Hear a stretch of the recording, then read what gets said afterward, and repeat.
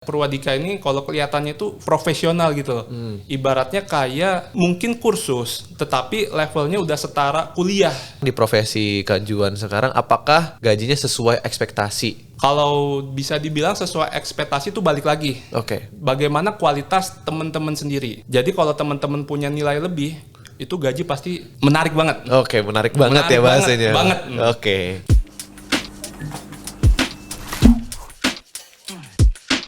Halo generasi pintar digital, kembali lagi di Purwadika Podcast dengan gue, Theo, sebagai host kalian. Dan hari ini kita kedatangan seorang tamu, seorang alumni Purwadika. Halo Kak Juan, selamat pagi. Halo, selamat pagi Theo.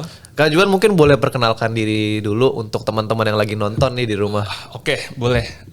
Halo teman-teman, perkenalkan nama saya Juan Antonio Suwardi.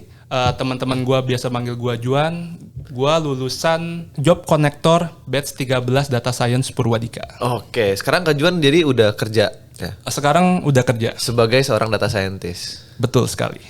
Kerja di mana tuh kalau boleh tahu? Kalau aku sekarang kerja di MACF, di bagian fintech. Bagian fintech. Iya. Dan udah berapa lama tuh? Wah, aku baru sih sebenarnya. Mungkin kurang lebih di bawah 6 bulan ya. Masih di bawah 6 Masih bulan. di bawah 6 Oke. bulan. Nah, mungkin Kak Juan boleh ceritain nggak sih backgroundnya tuh sebelum masuk ke dalam Job Connector program ini tuh mungkin dulu sempat ada background IT kah atau sudah sempat kuliah kah? Boleh ceritain sedikit nggak tentang background Kak Juan? Untuk itu saya jelasin dari awal aja kali ya. Biar Boleh, lebih nggak apa-apa, silakan. urut supaya mengertinya lebih jelas. Silakan. Oke, background education-nya itu sebenarnya bermacam-macam ya. Sebelum dari ikut Purwadika Data Science ini. Untuk S1 saya ngambil jurusan di bidang biologi, prodinya teknobiologi. Lalu saya lanjut ke S2 ngambil di bisnis, administrasi bisnis S2-nya. Cenderung tidak nyambung, tetapi begitu adanya. Oke. Nah, tapi abis lulus kuliah itu udah sempet kerja dulu di bidangnya nggak?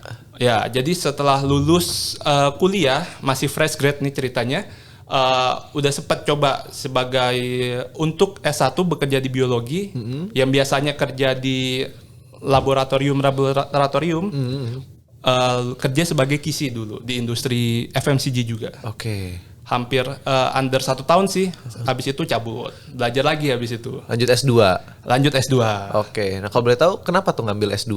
Ada alasan tertentu nggak? Kalau alasan tertentu pasti ada sih, karena melihat dari prospek juga sebenarnya untuk pekerjaan di bidang yang sebelumnya ya, melihat mungkin agak kurang dan untuk diri sendiri juga kurang tertantang mungkin di bidang itu. Oke, terlalu gampang? Oh enggak juga sih. Enggak ya, oke. Lebih bukan ke passion. Oke, bukan passion. Iya betul. Jadi ngambil S2 belajar lagi, ambil bisnis yang sekarang tidak terlalu menjerumus. Lebih melebar ke fundamentalnya aja. Jadi mau dimanapun pasti kepake kalau untuk bisnis. Tapi setelah kuliah S2 pun sudah pernah kerja juga, lanjut kerja juga? Iya, jadi untuk setelah justru waktu S2 itu sempat magang juga. Jadi kuliah sambil kerja. Oke.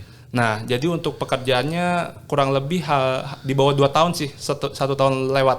Oke, kalau boleh tahu waktu itu magang sebagai apa tuh? Sama kerja sebagai apa waktu kuliah?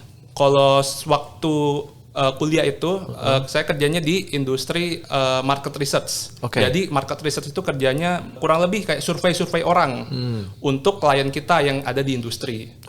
Nah, jadi kalau role-nya nih, kerjanya sebagai apa? Dulu itu pertama kali kerjanya sebagai project management. Nah, jadi awalnya magang project management, ya kerjaannya ngapain aja yang ada di situ. Ngapain aja? Merangkap gitu ya? Merangkap. Membantu-bantulah istilahnya. Tapi setelah lulus magang, ditarik lagi. Sekarang jadi, waktu itu jadi researchernya, jadi analisnya sekarang.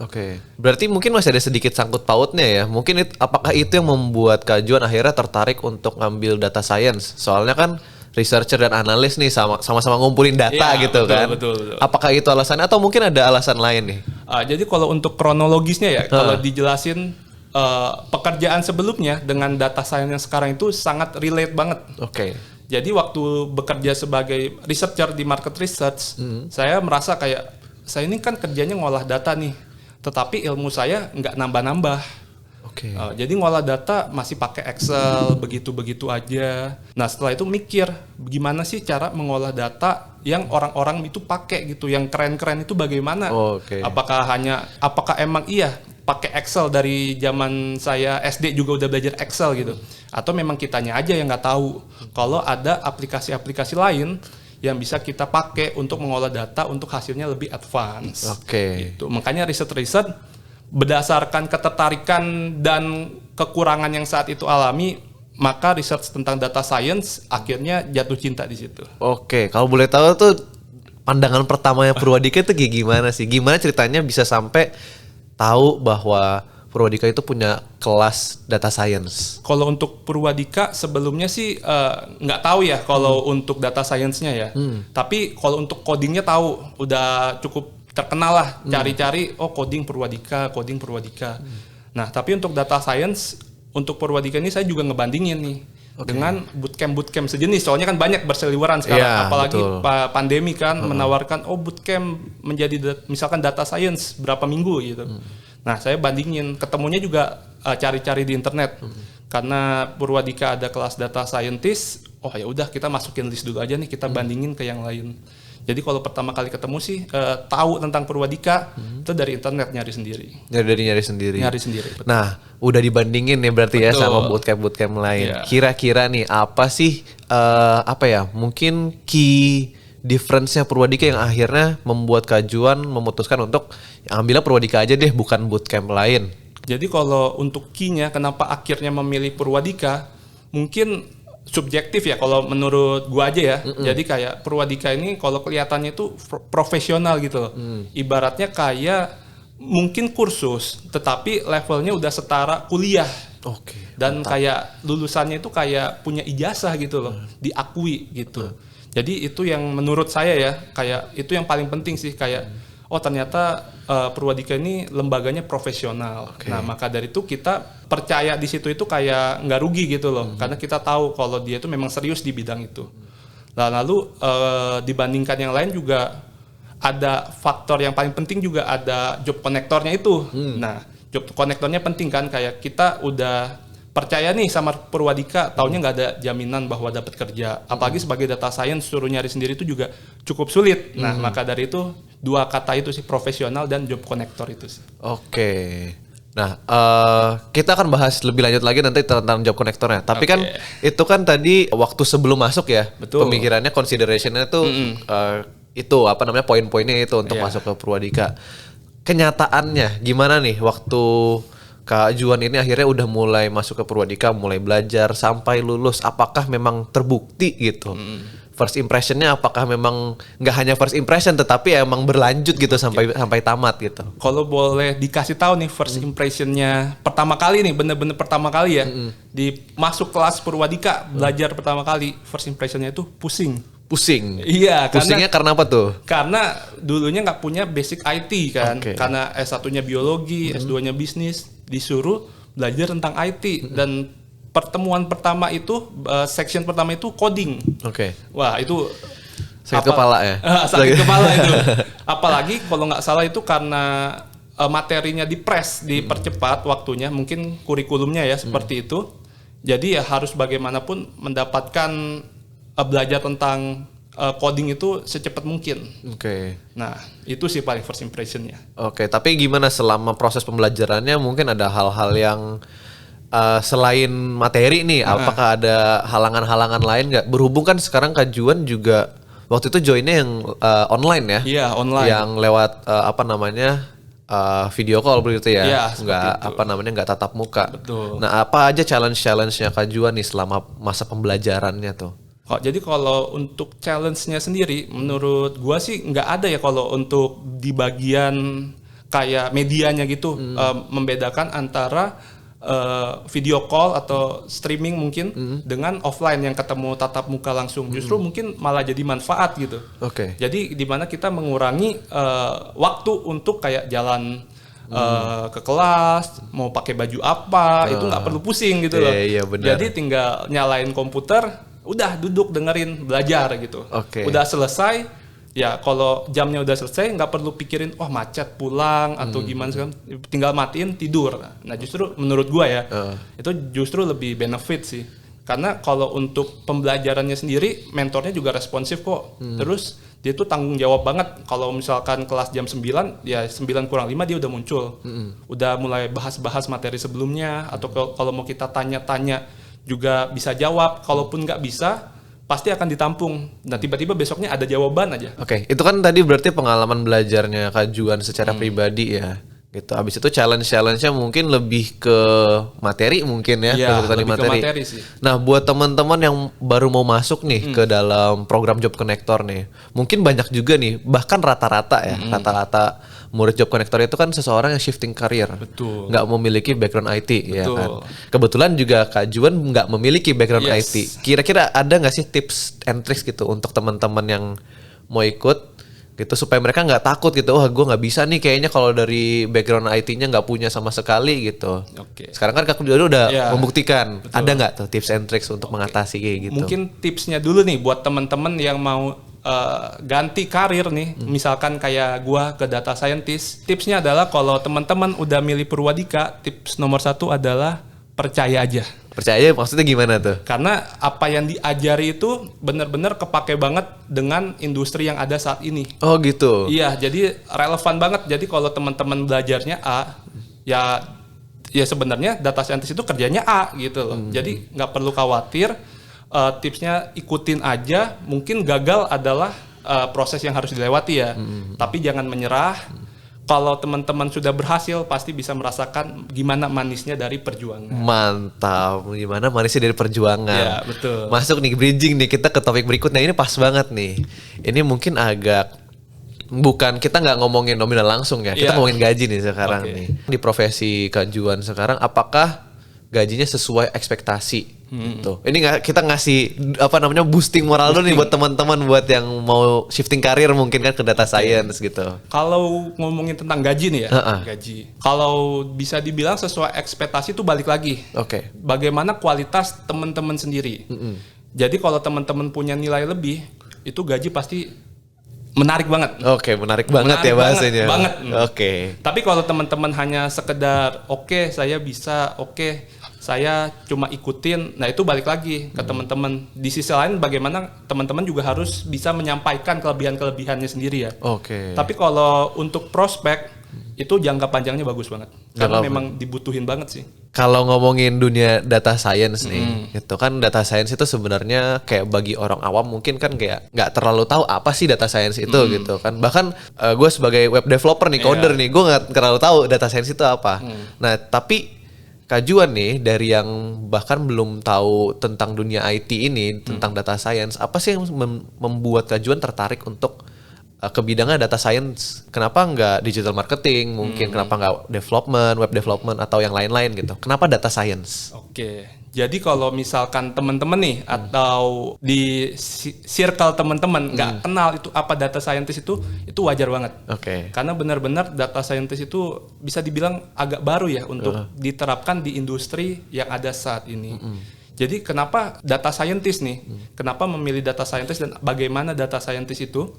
Jadi lebih bagaimana kita lebih ke analisisnya.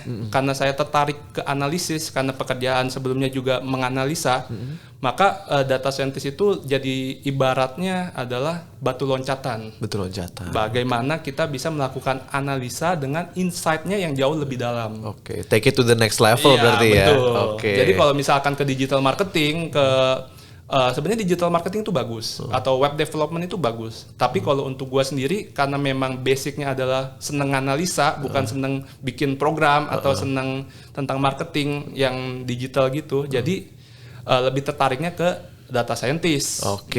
Nah, gitu. Ini berarti bukan membanding-bandingkan program ya teman-teman ya. betul. Ini cuma emang passionnya di situ Passionnya aja, di situ. tertariknya di situ. Betul. Sekarang kan akhirnya udah tahu nih data science itu role-nya apa. Abis itu udah punya alasan juga kenapa akhirnya masuk ke dunia data science atau dunia digital lah secara umum. Pernah nggak sih sebelumnya nih waktu awal-awal mau daftar Purwadika, pernah nggak sih Kak Juan itu punya keraguan, gue mampu nggak ya atau cocok nggak ya nyemplung ke dunia digital nih, ke tech industri gitu? Jadi kalau untuk gua nih pribadi ya, awal-awal itu nyemplung ke data scientist itu sejujurnya nggak ada keraguan sih. Nggak ada keraguan. 100% harus maju. Harus maju Ya, gitu. karena kan pengalamannya dulu juga pernah switching juga kan, dan ternyata berhasil. Jadi kalau untuk ke data scientist juga yakin, tapi ada dasarnya nih kenapa yakin nih. Karena sebelumnya itu juga udah searching dulu, riset dulu data scientist ini seperti apa. Jadi nggak salah pilih gitu loh, nggak cuma cap-cip-cup, oh masuk program ini, mau program ini. Ya, jadi harus tahu dulu basicnya apa, passionnya di mana, kesukaannya apa, baru bisa yakin. Berarti itu mungkin salah satu tips juga ya untuk teman-teman ya yang mungkin mau switching karir, belum tahu tentang bidangnya gitu. Jangan modal nekat kali ya. Ya, tetap harus cari tahu tentang apa namanya program yang diambil itu apa kira-kira dan apakah cocok dengan passion atau tidak gitu. Nah itu kan satu tips apa namanya secara tidak langsung nih Kak John udah kasih tahu. Kira-kira nih buat teman-teman yang lain nih yang lagi mencari peluang untuk berkarir di dunia digital, ada tips-tips juga nggak? Apalagi khususnya yang buat switching karir juga ya. Ini kan Kak Juan juga nih switching karir. Ada nggak mungkin dari pengalaman Kak Juan sudah bekerja atau bahkan pengalaman saat belajar gitu, ada mungkin hal-hal yang mau disampaikan nih untuk teman-teman yang baru mau cari peluang untuk berkarir di dunia digital. Jadi buat teman-teman nih yang mau cari peluang itu pasti ada kalau kita cari. Gitu. Jadi akan tetapi kitanya juga harus siap nih. Pertama harus benar-benar siap dulu. Jadi saat peluangnya itu ada, kitanya bisa langsung eksekusi. Nah, bagaimana kita siap? Yaitu kayak ya udah kita harus menguasai dulu bidangnya seperti apa. Nah, jadi kalau misalkan teman-teman ini mau misalkan switching karir, ya perdalami dulu dan yakin dulu dia itu apakah kamu bisa gitu loh switching karir dan apakah kamu mau melanjutkan terus, nggak cuma kayak ya udahlah switching karir nanti tengah jalan switching karir lagi. Gitu. Jangan seperti itu, benar-benar harus yakin, harus bertanggung jawab sih intinya. Tapi kalau peluang pasti ada aja.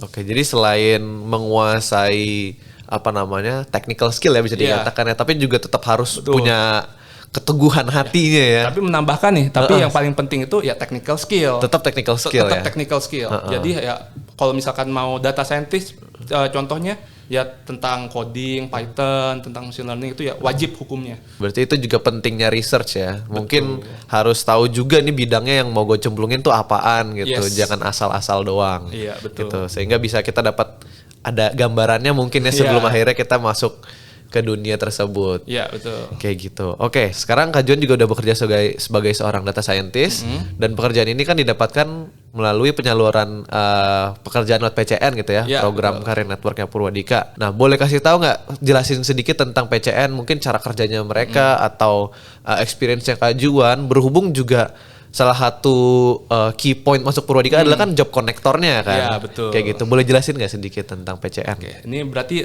review jujur nih ya. Review jujur ya, honest review. Iya, Jadi kalau untuk di PCN-nya sendiri, itu kalau misalkan jelasin tentang program, itu kayak ada pelatihan tentang pembuatan CV.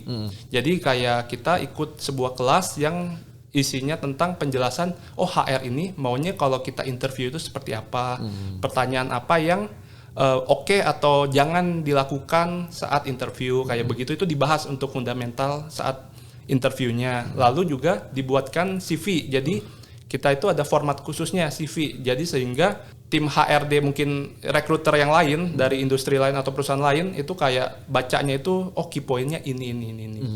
Dan selebihnya itu cenderung tidak terlihat. Tidak terlihat. Tiba-tiba kalau reviewnya nih, tiba-tiba masuk aja panggilan. Langsung dikontak gitu langsung dikontak, betul. Jadi kalau untuk gua sendiri mungkin subjektif ya. Kalau gua sendiri mungkin lebih dari 10 hampir 20 panggilan sih kalau gitu? dari PCN-nya sendiri. Wow. Iya, keren gitu banget. Itu agak flexing dikit mungkin ya. Gitu deh.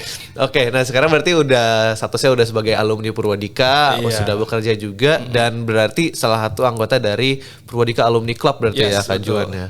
Boleh jelasin sedikit mungkin walaupun baru sebentar nih, baru 6 bulan ya jadi alumni ya.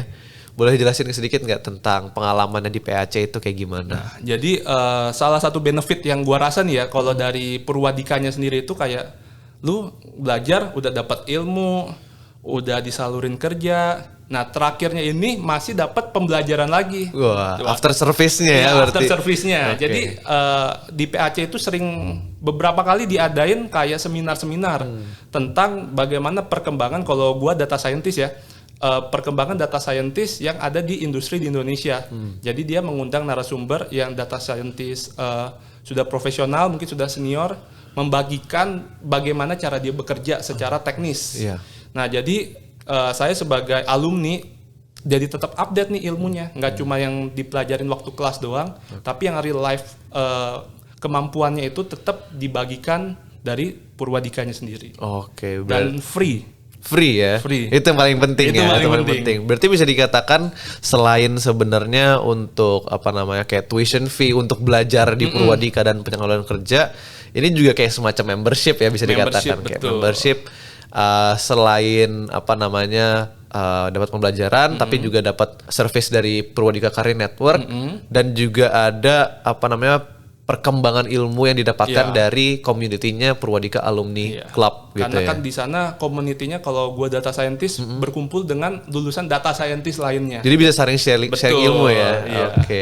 Oke, thank you banget Kak Juan udah membahas tentang kehidupan pribadi nih dan personal experience-nya di Purwadika. Udah berani untuk switching karir gitu ya, walaupun berapa 2 kali ya switching karir ya technically ya, dan akhirnya sekarang nyemplungnya di dunia digital. Abis itu thank you juga udah kasih tips-tips untuk teman-teman dan udah sharing pengalamannya selama pembelajaran dan after service-nya lewat Career Network dan Purwadika Alumni Club ya. Oke, jadi mungkin itu aja yang bisa kita bahas di video kali ini teman-teman. Oke, thank you juga untuk teman-teman yang udah nonton. Jangan lupa like, comment, dan subscribe, dan kita akan bertemu di video selanjutnya. Sampai jumpa.